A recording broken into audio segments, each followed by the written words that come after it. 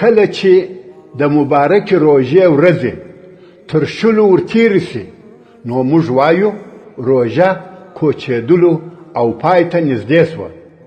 خو موږ دا هیره کړې ده چې روژه نه بلکې په حقیقت کې موږ هغه څوک یو چې کوچېدلو او د ژوندانه ورځې مو ختمېدلو ته نږدې سوې. ځکه روژه که تېره هم سي خو پر کال به بیا راسي او هغه کسان به ژوندي پاته وي چې هغوی ته تر بلې روژې پورې ژوند لیکل سوی وي. مګر موږ که له دې دنیا ولاړو بیا نو زموږ دپاره د قیامت تر ورځې بل وار راتګ نسته.